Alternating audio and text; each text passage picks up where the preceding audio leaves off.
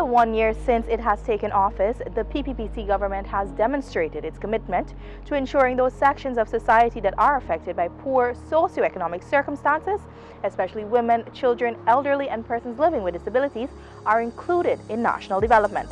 Through the Ministry of Human Services and Social Security, billions have been allocated and spent to spearhead programs, policies, and activities that can enhance and transform the quality of life of those vulnerable groups.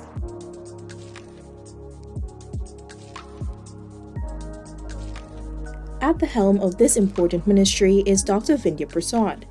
Since assuming responsibility for this critical sector, she has been pushing to improve and enhance the delivery of the services which are offered by the ministry. The goal is to ensure the needs of those who require the services are met. The PPPC, before getting into government, would have extensively committed to delivering to all the people of Guyana, and through this ministry, the most vulnerable through its social programs.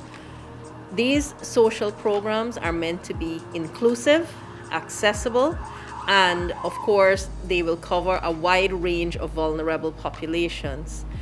Our focus would involve persons living with disability, children, and women in difficult positions, especially women in violent situations, women who economically are challenged, and across the board, people who are economically challenged through our public assistance programs and our difficult circumstances programs, and of course, finally, the elder population through our pension programs. The PPPC assumed office at a time when the COVID-19 pandemic was already wreaking havoc around the globe.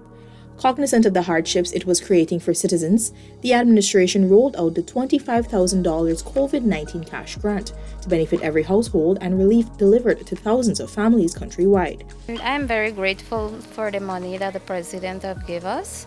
It's a good initiative and let him keep it up.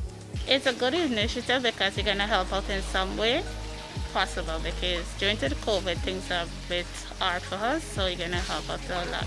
I must say thanks to the Guyana government for receiving this $25,000 cash grant. Thanks very much for the $25,000. He put me something good. Can buy me a little ration between me and my wife. Thanks very much.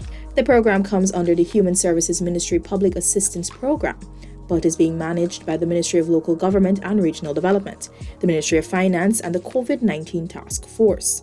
It is now in its second phase, targeting persons who were missed in the first distribution exercise. Many persons across this country would have benefited significantly at a time when COVID was at its pinnacle, in the sense that we came in and economically people were strapped and employment was tough, businesses were folding up, and there were so many difficulties.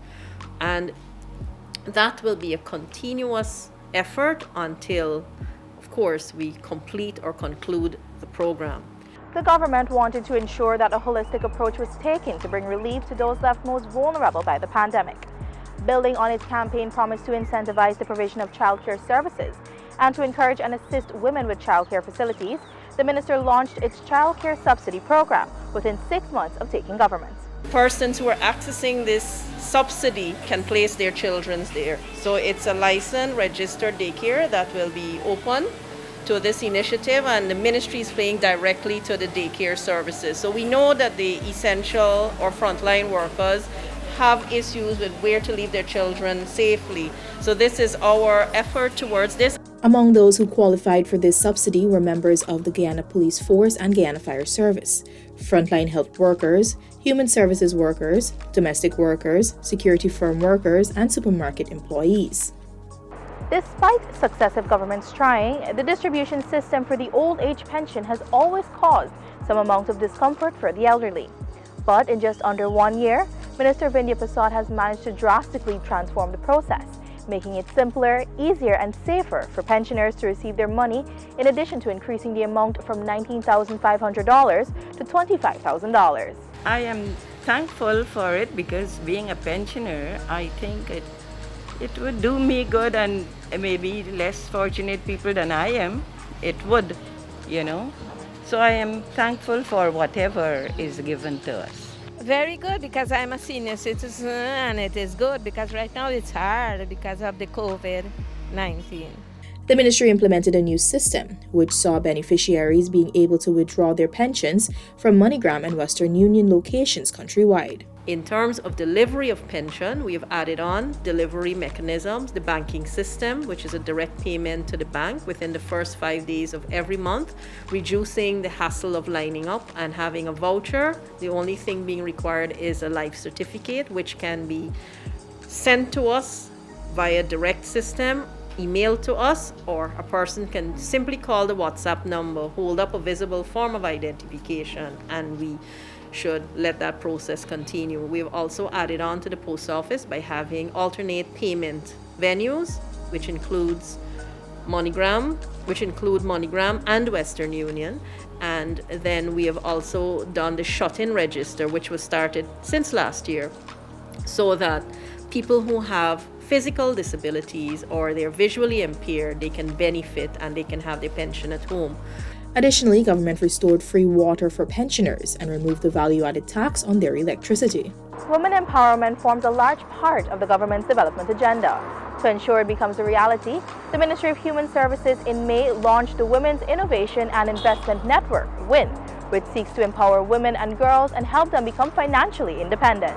It allows women to not only have access to conventional training opportunities, but non-conventional or unconventional training opportunities. So whether persons are interested in garment construction, or they're interested in ICT, or they're interested in graphic design, video editing, photography, interior design, interior decoration, we're moving to cater for what is happening in our country, what will open up. Open to all women across Guyana, WIN is available both online and in classroom settings. Apart from skills training, participants will also be provided with startups capital to launch their own businesses and be guided on how to access grants and loans at the various financial institutions. We are also going to equip women with startups, not necessarily financial startups, but let's say we are training them to sew. We will work to give them a sewing machine to start up their business and a few other things, whether it's fabric and whatever they need. And then we are also looking at linking them to funding sources, Small Business Bureau, making that direct connection so that they can get their businesses registered and they can have a guide on how they can access funding. WIN has several components to it, but every person, irrespective of what course they're doing, would be subject to a core component which will equip them with information on the legislation, their rights and social issues, including domestic violence and abuse. We are doing this with an intention. Not only economically must she benefit, but she will be empowered, she will have confidence, and she can provide for herself and her children if she has those. And if she's in an abusive situation, with the counseling and the life coaching that will be offered in these programs, she can get out of an abusive situation. And when she gets out, she's not just like that. She actually has something to hold on to. These training programs will be facilitated through the Guyana Women's Leadership Institute, for which $20 million has been allocated by the government. Empowerment also means providing the necessary resources and avenues to leave to women who are living in abusive homes and relationships. Soon after taking office, the ministry launched its 914 hotline, which provides assistance to victims of domestic violence. And let us make 914 the hotline with a difference. Why? One, because it is answered, and behind that answer, there is help. There is tangible help. Help that can change someone's life, help that can give them a future, and help that can save a life. The initiative is a collaborative effort between the Ministry, UNICEF Guyana, Digicel Guyana, and Guyana Telephone Telegraph Company. Other vulnerable sectors of society were not left out during the government's first year in office. As a tangible demonstration of its commitment, $30 million was spent to build a complex at Mahaica East, Coast Demerara, to train persons living with disabilities. We need to ensure that there's equal pay when they are in the working world, so there's been a push very early when I got into the ministry to ensure that persons living with disabilities, they can have employment. So now moving in this direction with the construction of a disability complex, we are equipping them with the skills so that they can get into the working world. Once completed, the facility will cater for all persons who are living with a disability. The government, during its first year in office, has made tangible strides in reaching and meeting the needs of the vulnerable sections of society. Investments will continue to be made over the coming years to ensure every citizen feels seen, heard, and empowered.